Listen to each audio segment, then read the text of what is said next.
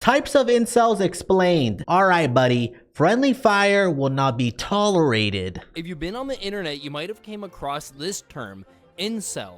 This term meaning involuntary celibate. It's been used by ratchet women and soy boys as an insult towards anybody who criticizes women. However, incel is actually somebody who just fails to attract somebody of the opposite gender. But what if I told you that all incels are not the same? For example, we have the gym cell. A gym cell is an incel who goes to the gym thinking that putting on a bunch of muscle will improve his chance with women. I literally thought a long time ago that if you have a six-pack and big biceps, then women are going to be flocking to you. You don't even need to try. They're going to be hopping on top of it. But apparently that's not the case. You do need to develop some type of personality and be somewhat charming. And sometimes this does actually work because going to the gym will fix insecurity issues and improve your mood, making it easier to approach women.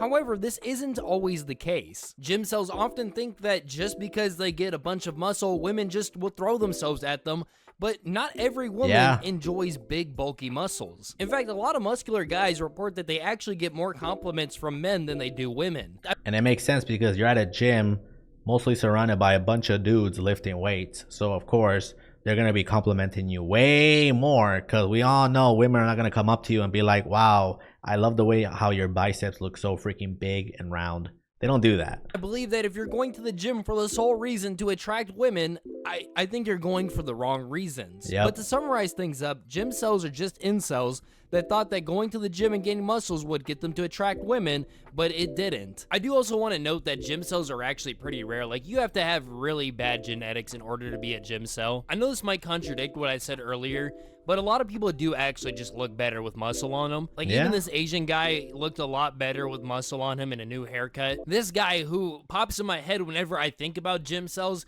actually doesn't even look that bad. They edited his forehead to look a lot bigger than it actually is, which then made him literally look like Senator Armstrong from Metal Gear Rising. And a lot of people confuse gym cells with a misogynistic man that just happens to go to the gym. There is a difference between a gym cell who's going to the gym to be more attractive but fails to do so, and the TikTok gym cell aesthetic. Did you know that also some people blame their incelhood on their race? For example, we have this guy, 19 male, right cell, no cell, lip cell, asked a girl for her number last week on campus. She called security on me and I was interrogated by them for 4 hours. There's no way. Guys, can we be honest?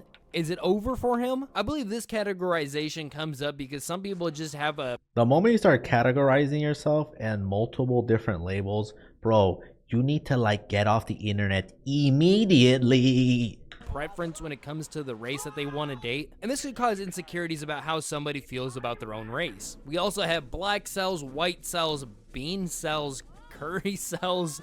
Guys, I don't make this stuff up. This is actually on the official Incel wiki. I'd also like to note that it's usually the curry cells and the rice cells, or the Indians and the East Asians, that mostly fall into the Incel. My evidence for this is that on the Incel wiki, both of these terminologies have extensive writing about them, but all the others don't, except for the France cell. And I'd like to believe that this is an indication that there's a lot of conversation going around curry cells and rice cells, but none of the other type of racial cells. Now, what are all these names? There's no way this type of stuff even exists. There's no freaking way. I have a question for you, the viewer. Has your brain been fried from all the bullshittery we've talked about yet?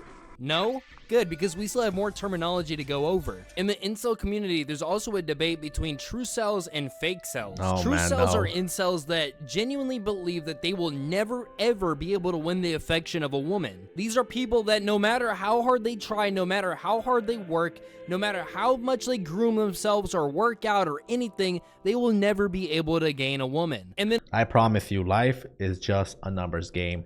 If you go up to literally 20, 30 women, eventually one will go ahead and agree to hang out with you, even potentially go on a date with you. It's literally as easy as that. We overcomplicate things so much, but I promise you, I've seen people look way more chopped and still had a really attractive partner. It's all a matter of having a little bit of confidence. On the other side of the coin, there's the fake cells. There's actually two types of fake cells. One type of fake cell is where they've had a romantic relationship in the past, but not currently. This also includes if a fake cell has had somebody interested in them in the past that they just didn't reciprocate. The other kind of fake cell is somebody that is actually decently attractive, and if they tried, they could actually get a woman. If they groom themselves properly, if they get a nice haircut, if they actually took care of themselves, if they actually went outside and socialized with people, they would probably have a significant other pretty quickly. Yeah. However, they don't do this in order to claim incelhood so they can feel a part of a special group. For some reason, incelhood has become somewhat desirable. I'm not sure if it's because people want to feel special in their group or if it's just that they want to be in their own self-pity. However, I think honestly, they're just trolling because there's no way these people even exist. I do know that there's nothing more stressful for a true cell than battling fake cell allegations.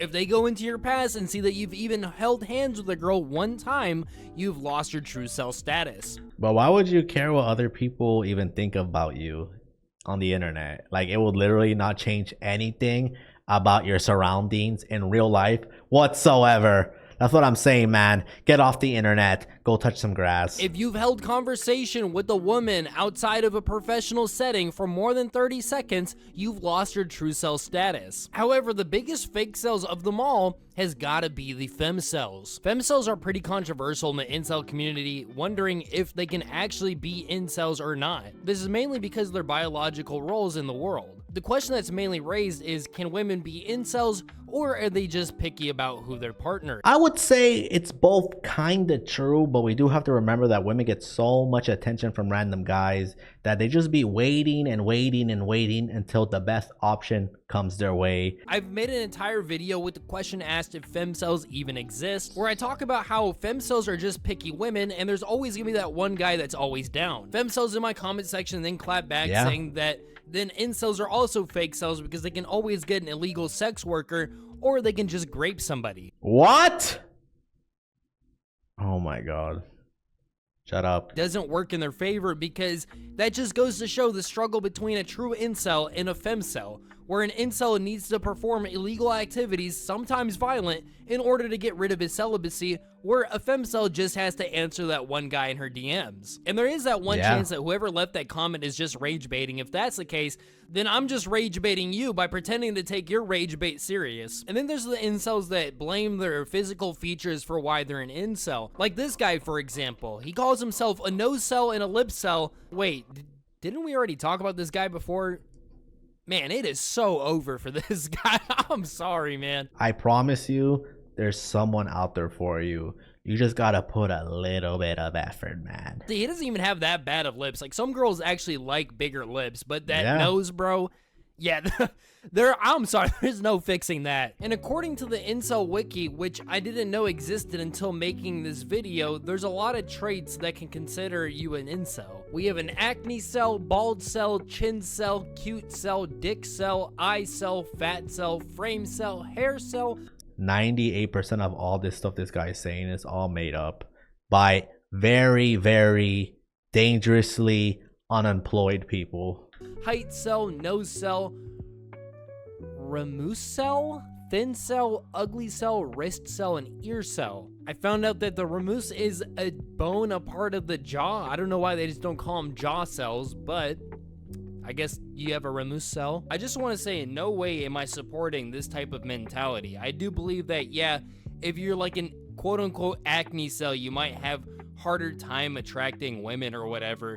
But an ear cell, like, I just feel like at that point you're just being nitpicky about yourself. Like, bro, I promise you your small wrists are not the reason why you can't pick up women. Like, at what point are we just like finding any excuse possible to just sit in our own self-pity? Literally no one is perfect. People are just nitpicking the smallest things possible about themselves to not put any effort into talking to whoever they want to talk to. I promise you, 95% of the people who you think are looking at you in a weird way aren't, because they just don't care. Also found out that there's diseases and mental disabilities that can make you a cell. Like, they have the Down cell on here.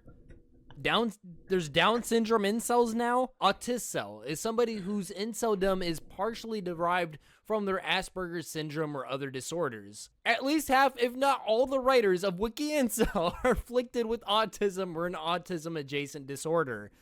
It's kind of a weird flex, but okay. Oh, and then also they had to add combined with high IQ and high rationality.